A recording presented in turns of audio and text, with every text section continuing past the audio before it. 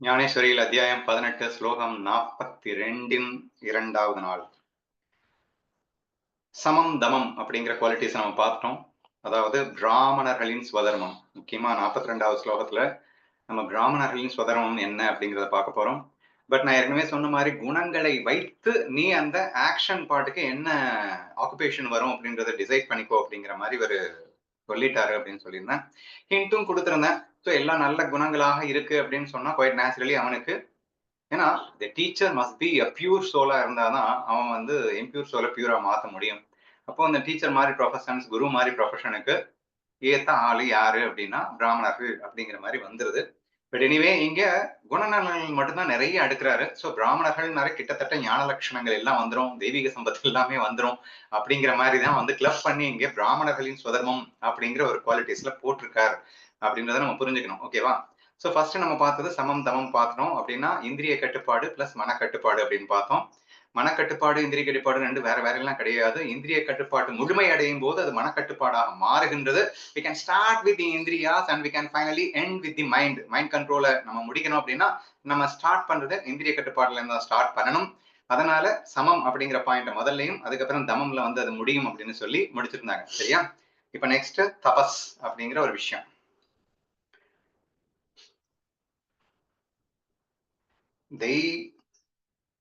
தெய்வி தேவியின் அப்படின்னா துர்க்கையான்.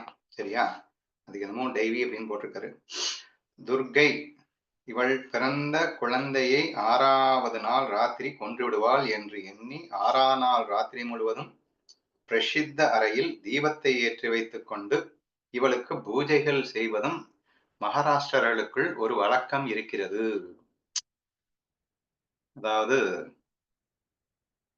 ஒரு குழந்தை பிறந்துச்சு அப்படின்னு சொன்னா அந்த குழந்தை பிறந்த 6வது நாள்ல இந்த துர்க்கை அப்படிங்கிற ஒரு தேவதை வந்து கொன்றுவிடும். அதனால அன்னைக்கு ஃபுல்லா விளக்கேத்தி வச்சுட்டா அது கொல்லாம இருக்கும் என்ற ஒரு விஷயம் மகாராஷ்டிரா மக்களிடம் ஒரு நம்பிக்கை இருக்கின்றதாம்பா. சரியா? அதை பேஸ் பண்ணி ஞானதேவர் என்ன சொல்றாருன்றதை பார்க்கலாம். தைவி தேவியின் பூஜை நடக்க வேண்டிய ராத்திரியில் தீபம் ஆறிப்போகாமல் அகண்டமாய் எரியும்படி பாதுகாத்து வைப்பது போலே ஈஸ்வர ஸ்வரூப விஷாரத்தை சதா மனசில் செய்து கொண்டிருப்பதே தபஸ் என்ற 3வது குணமாகும். அதுக்கு எக்ஸாம்பிள் எப்படிதான் தோணுது போல எப்படி வந்து பிடிச்சிட்டு வந்து போட்டிருக்காரு. So what you mean by tapas? தபஸ் அப்படின்னா சதா சர்வ காலமும் உன் மனம் ஈஸ்வர விசாரத்தில் இருக்க வேண்டும்னா ஜீவன் ஈஸ்வரன் பரபிரமம் நம்ம டிஸ்கஸ் பண்ணிட்டு இருக்கோம் இல்லையா? சண்டே மட்டும் பண்ணிட்டு இருக்கோம்ல, அதை சதா சர்வ காலமும் நீ அதை பண்ணிக்கிட்டே இருந்தேன்னா அதுக்கு பேரு தபஸ்ங்கிறாரு. சரியா? அவரே அப்படிதான் சொல்லியிருக்காரு. எந்த அளவிற்கு அப்படிங்கிறதுக்கு தான் எக்ஸாம்பிள் என்ன சொல்லியிருக்காருன்னா, அந்த ஒரு குழந்தை வந்து இன்னைக்கு ராத்திரியில விளக்கேத்தலைன்னா அந்த குழந்தை வந்து செத்து போயிடும் அப்படின்னு ஒரு வேலை இருந்ததுன்னு வச்சுக்கோங்க. அப்போ அந்த விளக்கு பக்கத்திலேயே உட்காந்து அந்த விளக்கு அணைஞ்சிடாம என்னமா பாதுகாத்து வச்சிருப்பேங்க. அது என்ன காலி ஆயிடக்கூடாது, காத்தடிச்சிடக்கூடாது. சோ ஏன்னா விளக்கு எரிஞ்சிட்டு இருக்கிற வரைக்கும் தான் குழந்தை உயிரோடு இருக்கும். விளக்கு அணைஞ்சு போச்சுன்னா குழந்தை வந்து காணாம போயிட்டதுக்கு வாய்ப்பு இருக்கு அப்படின்ற ஒரு சிச்சுவேஷன் இருந்தா என்ன போக்கஸ்ல, என்ன அட்டென்டிவ்னஸ்ல, என்ன ஒரு கான்சென்ட்ரேஷனோட நீங்க வேற எதுக்காவது மனசு போகுமா? ஒரு 2 நிமிஷம் அங்கிருந்து வெளியே போயிட்டு அப்புறம் வந்து பாத்துக்கலாம் நினைப்பீங்களா? சான்ஸே இல்ல. சோ அந்த எக்ஸாம்பிள கொண்டு வந்து இங்க போட்டிருக்காருங்க. சோ தேர்ஃபோர் சதா சர்வ காலமும் ஈஸ்வர விசாரையோடு, அதாவது இந்த ஹையர் நாலேஜ் டிஸ்கஷனோடு அவரே அப்படியே சொல்லிடுறேன். ஈஸ்வர ஸ்வரூப விசாரத்தை சதா மனசில் செய்து கொண்டிருப்பதே தபஸ் என்ற 3வது குணமாகும் அப்படின்றத புரிஞ்சுக்கோங்க. இன்னைக்கு இந்த நகைச்சுவை பத்தி பேசிட்டு இருக்கும்போது சும்மா இதே பேசிட்டு இருந்தா நல்லா இருக்காது, அப்பப்ப வந்து அப்படி இப்படின்னு போகணும் அப்படின்னு எல்லாம் சொல்லிட்டு இருந்தேங்க. பட் இங்க வந்து இவர் இப்ப மாதிரி சொல்லியிருக்காரு அப்படின்றதை மட்டும் நோட் பண்ணிக்கோங்க. ஓகேவா? இன்னொன்னும் படிச்சிடலாம். சௌஷம். சௌஷம்னா என்ன? சுத்தம் அப்படின்னு அர்த்தம். என்ன சொல்றாருன்னு பார்க்கலாம். இது எல்லாமே நம்ம ஏற்கனவே ஞான லட்சணங்கள்ல தெய்வீக சம்பத்துகள்ல படிச்சதுதான். பிராமண தர்மத்துல இங்க கொண்டு வந்து சேர்த்திருக்காரு. சௌஷம் என்பது பாவத்தின் சம்பந்தம் அற்று இருக்கை.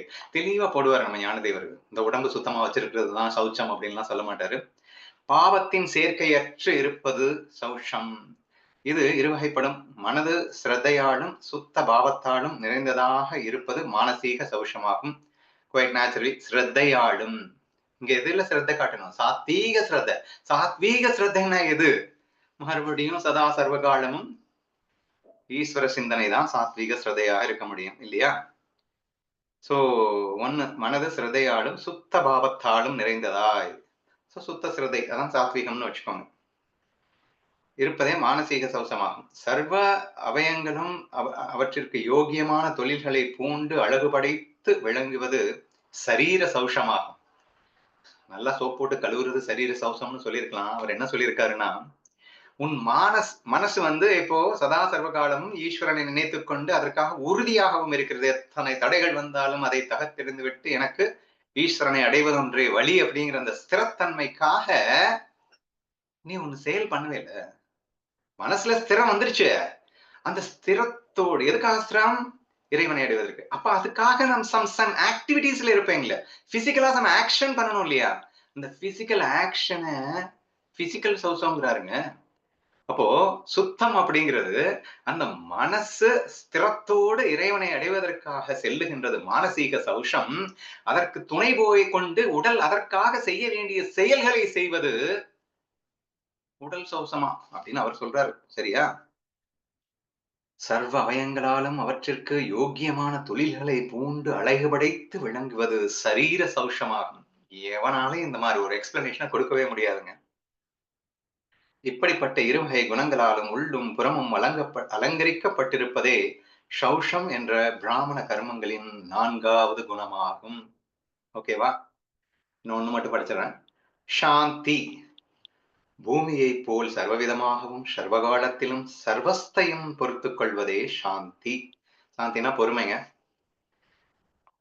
வைரக்கல் நடுவிலே பஞ்சமஸ்வரம் போல்